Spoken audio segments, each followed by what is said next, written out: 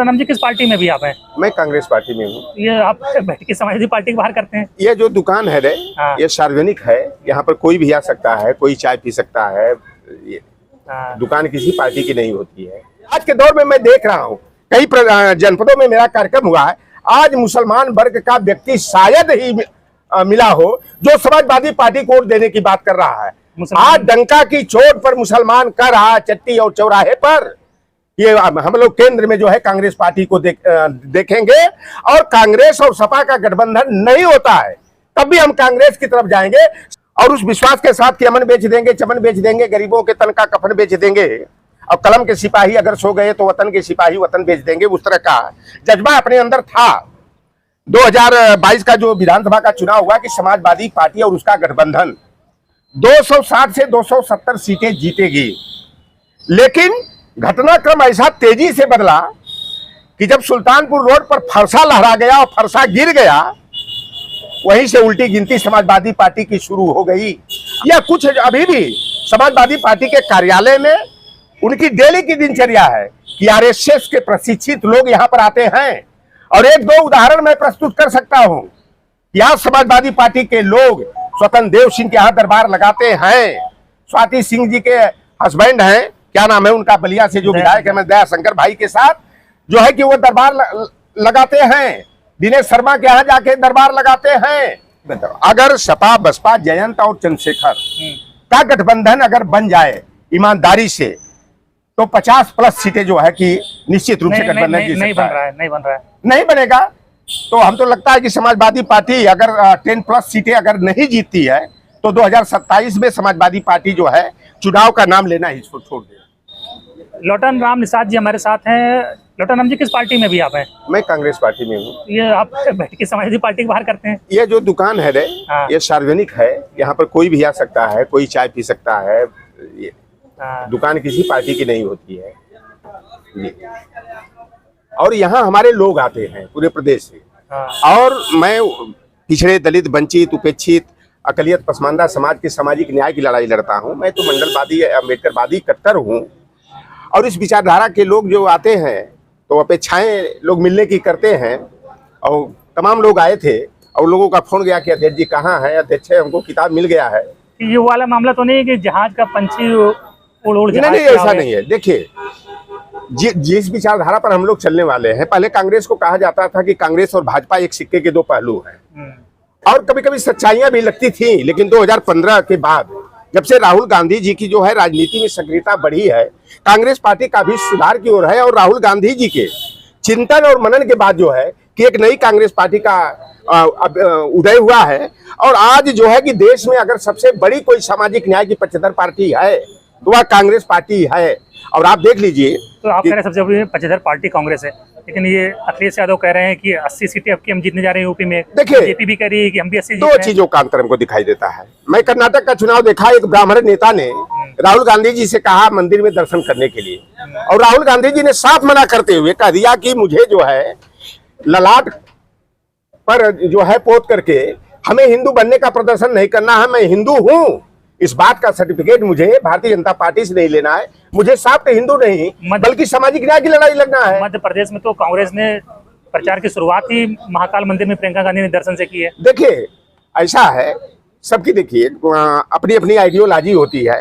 और जो राहुल गांधी जी ने पूरे चुनाव के दौर में किसी मंदिर में, मठ मंदिर में नहीं गए और हर मीटिंग में वह मजबूती के साथ जो है वह यह नारा लगाते रहे जो माननीय कांशीराम ने कभी दिया था। भारतीय संविधान के अनुच्छेद संख्या 15(4)(16)(4) में जो मीमांसा दी गई है कि ओबीसी, SC, ST को, वंचित वर्ग को हर स्तर पर समानुपातिक हिस्सेदारी मिलनी चाहिए। और राहुल गांधी जी ने साफ तौर पर कहा कि जिसकी जितनी है आबादी उसको मिले उतनी हिस्सेदारी। और ये तो कर्नाटक की बात है, यूपी हम लोग बात करते हैं। यूपी में कितनी सीटें कौन जीत रहा है? समाजवादी 80 जीत रही है। देखिए, अगर वास्तव में ईमानदारी में अभी कभी कभी समाजवादी पार्टी के नेताओं से सुनता हूं, ऐसे छुट भैया टाइप नेता हैं, कहते हैं कांग्रेस पार्टी को 2 से अधिक सीट नहीं दी जानी चाहिए, समाजवादी पार्टी को 70 सीटों पर लड़ना चाहिए।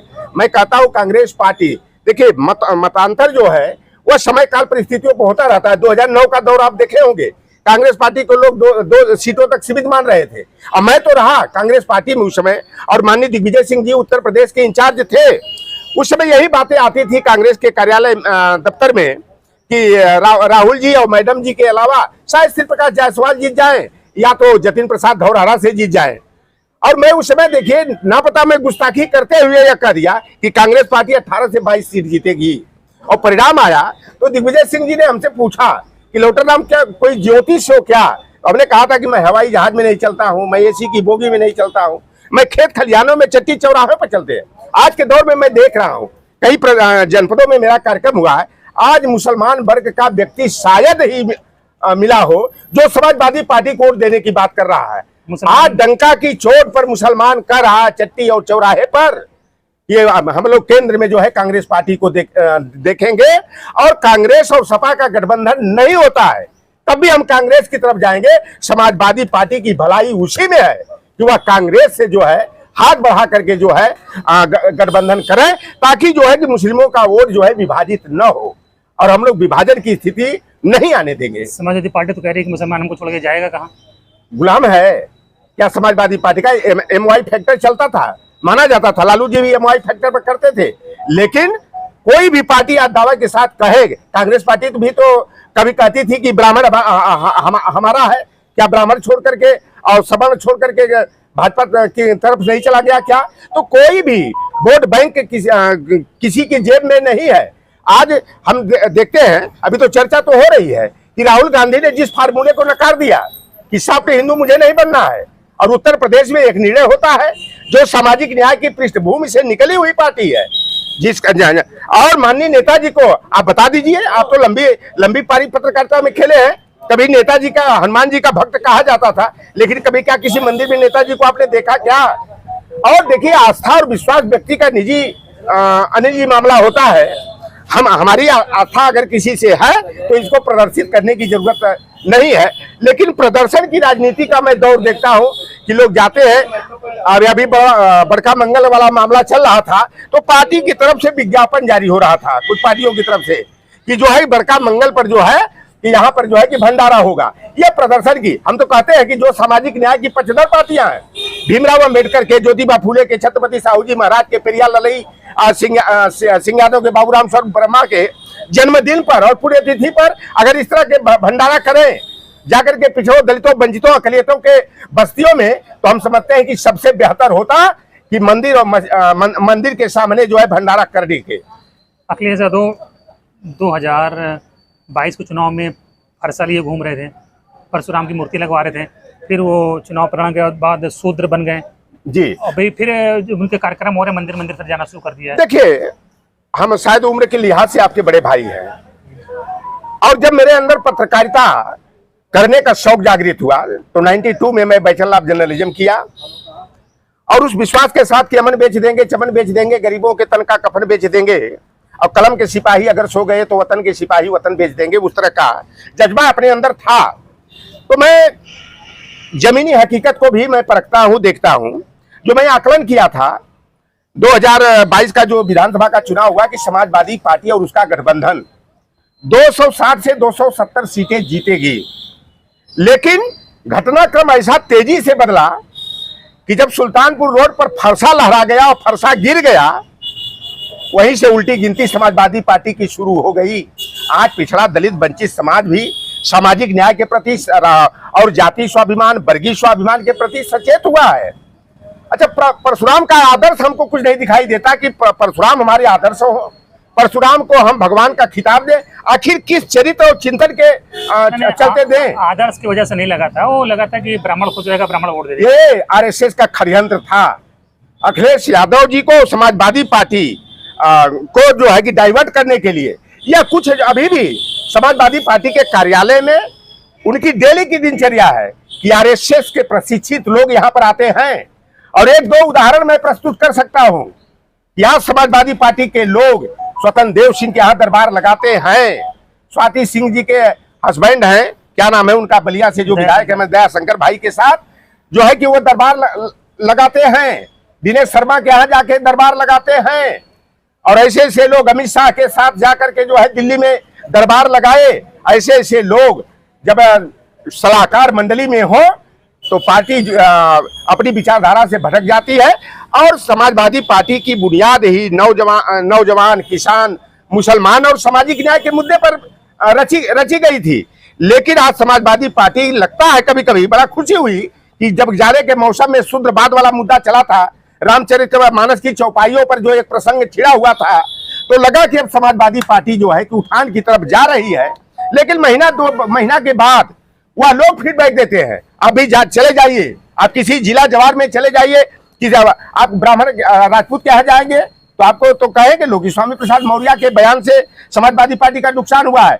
अगर आप 10 लोगों की संख्या 10 जिले में जा करके किसी लोहार कुहार, अहिर, कुर्मी, काठी का, लोधी का, पाल का अगर 10 व्यक्ति भी अगर कह देंगे कि स्वामी प्रसाद मौर्य के बयान से जो है समाजवादी पार्टी का नुकसान हुआ है, लौटर राम उसी दिन राजनीति से संन्यास ले लेगा और भारतीय जनता पार्टी या समाजवादी पार्टी के लोग कहेंगे कि हमारे कार्यालय में आकर के जो है झाड़ू पोछा करो, लौटर राम करेगा, या फिर बैकिंग वही लोग दे करके जो है पार्टी को लीक से हटाने का काम करते हैं, जो आरएसएस के प्रशिक्षित कार्यकर्ता है और उनके परिवार। एक बहुत बड़ा मैं देखता हूं, एक दिन तो देखा मैं फोटो, मैं अवाक रह गया।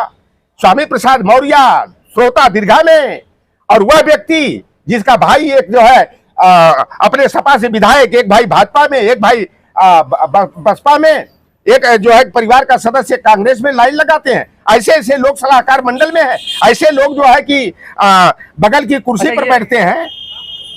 कितनी सीटें जीत रही है इस बार लोकसभा में? कौन? अगर देखिए, मैं सच्चाई बताऊं, अगर सपा, बसपा, जयंत और चंद्रशेखर का गठबंधन अगर बन जाए ईमानदारी से, तो 50+ सीटें जो है कि निश्चित रूप से गठबंधन जीत सकता है। नहीं बनेगा तो हम तो लगता है कि समाजवादी पार्टी अगर 10+ सीटें अगर नहीं जीतती है तो 2027 में समाजवादी पार्टी जो है चुनाव का नाम लेना ही छोड़ दे। Endless Samajwadi party. अब समाजवादी यादव भी जो है बहुत दिनों तक जो है कि धक्का खाने वाला नहीं है, ठोकर खाने वाला नहीं है, वह सपा के मकरजाल में फंसने वाला नहीं है। ये 2024 का लोकसभा चुनाव ही सपा के भविष्य का निर्धारक बनेगा।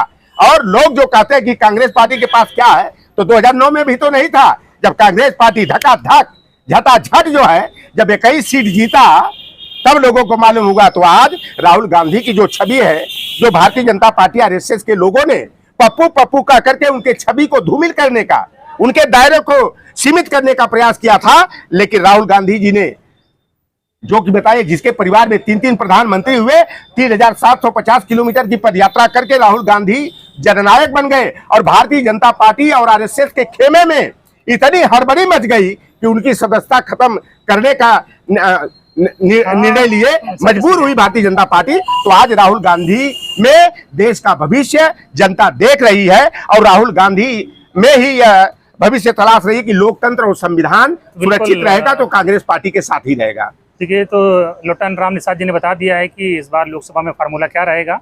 गठबंधन होगा तो ही बीजेपी को विपक्ष हरा पाएगा, नहीं तो बीजेपी को हराना मुश्किल है।